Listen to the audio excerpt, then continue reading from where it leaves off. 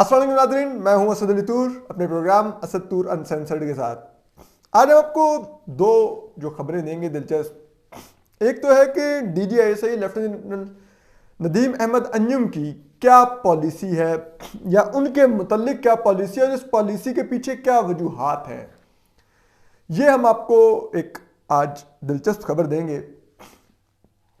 इसके अलावा आज हम आपको ये भी बताएंगे कि कल जो मिनी बजट कौमी असम्बली के इजलास में पेश होने जा रहा है, क्या ये पास हो पाएगा या नहीं, तो इस पर भी हम आपको ज़रा दिलचस्प खबर देंगे। तो चलिए सबसे पहले हम आगाज़ लेते हैं, क्योंकि ये जो मिनी बजट है इसके ऊपर बड़ा दारोमदार है। हुकूमत के मुस्तकबिल का जो एक बात की जा रही है कि वज़ीर इमरान खान को तहरीक अदम एतमाद का शिकार किया जा सकता है या उनको एतमाद का वोट लेने पर मजबूर किया जा सकता है और उनको उनकी हुकूमत गिर सकती है। उस तनाजुम में भी लोग इस मिनी बजट को देख रहे हैं। तो अब बात यह है कि अगर आप देखें तो पिछले जो 3 इजलास हुए हैं कौमी असम्बली के, वो तीनों इजलास ये इस हफ्ते के दौरान कोरम पूरा ना होने की वजह से टूटे हैं। और दिलचस्पी की बात यह है कि तीनों दिन जो इजलास कोरम पूरा ना होने की वजह से एडजर्न हुए, जो असम्बली मेंबरान थे माशाल्लाह, एक दिन 219, एक दिन 239, एक दिन 179, वो हाजिरी लगा के अपना TADA लेके जा चुके थे, जिसमें मेजॉरिटी हुकूमती मेंबरान की थी। और जाहिर बात है कोरम पूरा रखना तो हुकूमत की रिस्पॉन्सिबिलिटी है, क्योंकि जरूरत तो उनको है इस वक्त लेजिस्लेशन की, इस मिनी बजट को पास कराने की।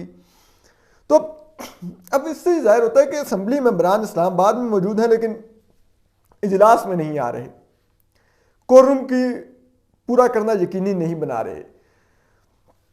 तो बाज़ लोग इससे ये मतलब ड्रॉ कर रहे हैं कि जो कौमी असम्बली के हुकूमती अरकान हैं वो अब, क्योंकि मेजॉरिटी तो इस्टेब्लिशमेंट ने उनको जहांगीर तरीन के जहाज़ में ला के दिए थे, तो वो अब परवाज़ की तैयारी कर रहे हैं और वो ये नहीं पास होने देंगे मिनी बजट। और उसके बाद होगा ये कि इमरान खान साहब को एतमाद का वोट लेना पड़ जाएगा, क्योंकि ये आइन के तहत ये लाजिम है कि अगर जो फाइनेंस बिल होता है अगर वो पास ना हो तो वज़ीर आज़म के लिए मैंडेटरी है कि फिर वो एतमाद का वोट ले उस असम्बली से।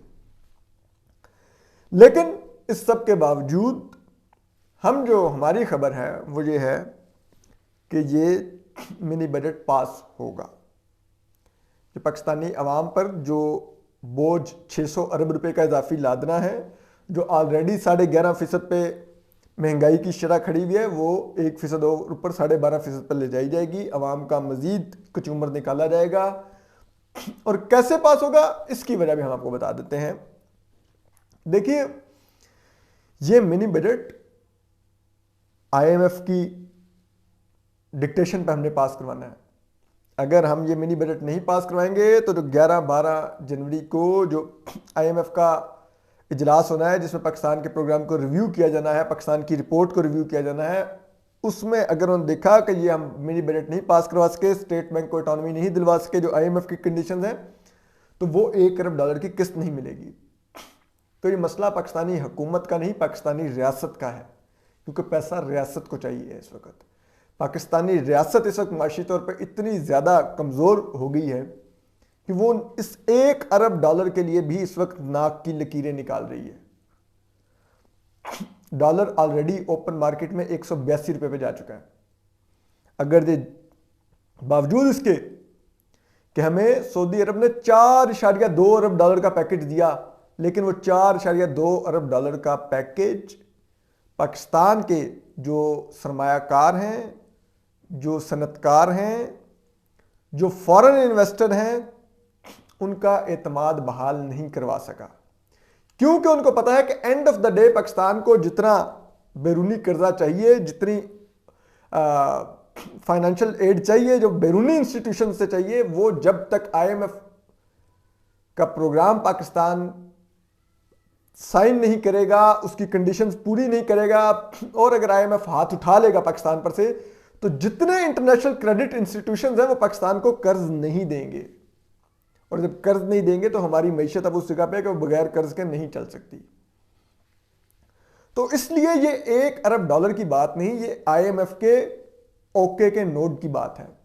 तो उसके लिए हम हर हाल में ये बजट पास करवाएंगे। तो अब आप देखेंगे कल बजट पास होने से पहले, कौमी असम्बली के इजलास से पहले, आज तमाम इत्तेहादियों और PTI के अरकान को इस्टेब्लिशमेंट की फ़ोन आ जाएंगे, उनको बताया जाएगा कि बेटे चलो जाओ जाके वोट करो। वो आएंगे, वोट करेंगे और मिनी बजट पास हो जाएगा, कचूमर मेरा और आपका निकल जाएगा, दैट इज इट। तो इसलिए ये जो बहुत ज़्यादा स्पेकुलेट किया जा रहा है कि शायद ये नहीं पास हो सकेगा, तो ये खबर हम समझते हैं ये गलत है। फिर इसके बाद अब जो नए DGISI आए हैं, लेफ्टिनेंट नदीम अहमद अंजुम,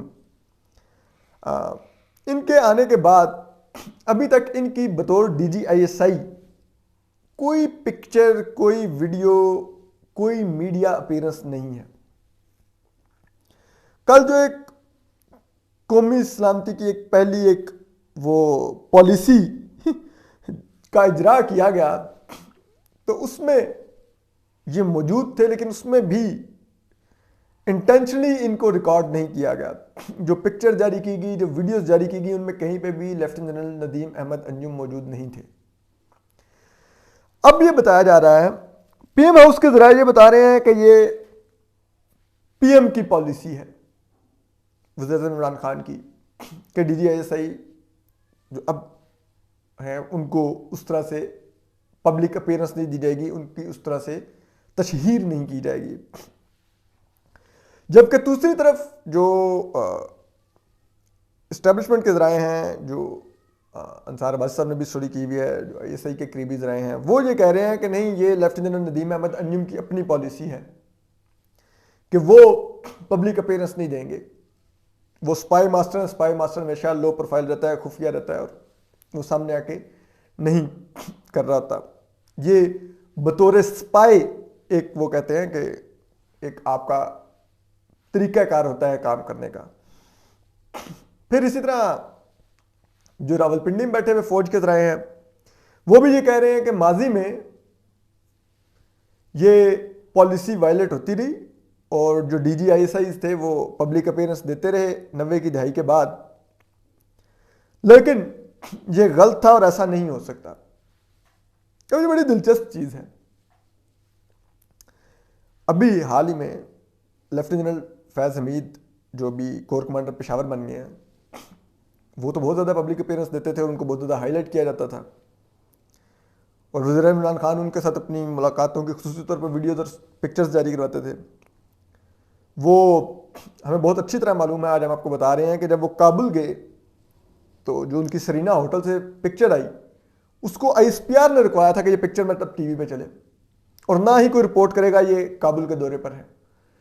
जबकि लेफ्टिनेंट फैज़ हमीद तो चाहते थे कि वो पिक्चर चले। वो जान के, हम ये समझते हैं, काबुल के सरीना होटल में गए, उस लॉबी में जहाँ पे सहाफ़ी मौजूद थे। भाई आप पाकिस्तान के DGISI हैं, स्पाई मास्टर हैं, आप इंडिया के दौरे पर गए थे, सॉरी अफगानिस्तान में काबुल के दौरे पर गए थे। आपका काम था, आप पाकिस्तान एम्बेसी में जो भी आपका रोल था आप करते, मीटिंग्स करते या किसी सेफ हाउस में करते, वहाँ पे आपको बहुत अच्छी तरह पता था कि सरीना होटल में सहाफ़ी मौजूद हैं, सहाफ़ियों से भरा हुआ है सरीना होटल, और फिर उसी सरीना होटल में जाते हैं और आप चाय पीने के लिए लॉबी में खड़े हो जाते हैं कि सहाफ़ी देख लें, आपको पिक्चर्स बनाएं, आपसे आके बात करें। तो ये अनइंटेंशनल तो नहीं था, लेकिन फिर ISPR ने इसको रुकवाया। तो उसके मुकाबले में जो मौजूदा DGISI हैं, इनकी इस पॉलिसी को हमें वेलकम करना चाहिए कि वो इस तरह के मीडिया अटेंशन के हंगरी नहीं हैं। लेकिन फिर भी शायद इसके पसे पर्दा और भी अवामिल होंगे। जिस तरह से इनकी तैनाती को वज़ीर-ए-आज़म इमरान खान ने डीरेल करने की कोशिश की, तो शायद वो खुद भी समझते होंगे कि ऑलरेडी इतनी कंट्रोवर्सी क्रिएट हो गई है कि मैं जब भी इमरान खान जो वज़ीर-ए-आज़म है उनके साथ मुलाकात करूंगा या कोई बैठूंगा तो कोई पिक्चर या वीडियो आएगी,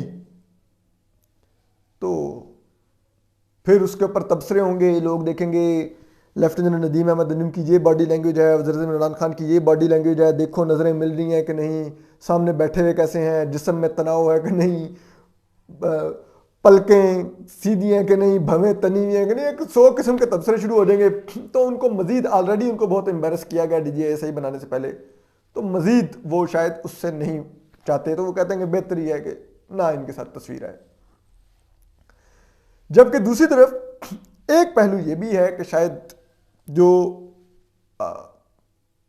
एस्टेब्लिशमेंट है वो अब माजी में पिछले 3 साल में जो कुछ हुआ है, तो जो कहा जाता है कि एस्टेब्लिशमेंट और इमरान खान का गठजोड़ था जिसने मुल्क को इस जगह पहुंचाया, अब वो ये शायद तासुर देना चाहता है कि नहीं, किसी एक इंडिविजुअल का इमरान खान साहब के साथ ये ताल्लुक था, तो उस वजह से ये सब कुछ हुआ और वो इदारा फौज का बदनाम हो गया, जबकि ये बतौर इदारा पॉलिसी नहीं थी। तो एक इंडिविजुअल को जो अब जा चुके हैं यहां से, उनको स्केप गोट बना दिया जाए कि जी वो सब कुछ कर रहे थे। तो अब देखिए, अब बिल्कुल एक डिफरेंट पोस्चर है इदारे का, डिफरेंट चीज़ें चलती हैं। अब देखिए ये सही मीडिया पर नहीं आते, अब वो उस तरह से इंगेज नहीं करते, उस तरह से चीज़ें नहीं करते, तो इसलिए अब सब कुछ मुख्तलिफ है। तो ये भी एक उसका तासुर देने की कोशिश है।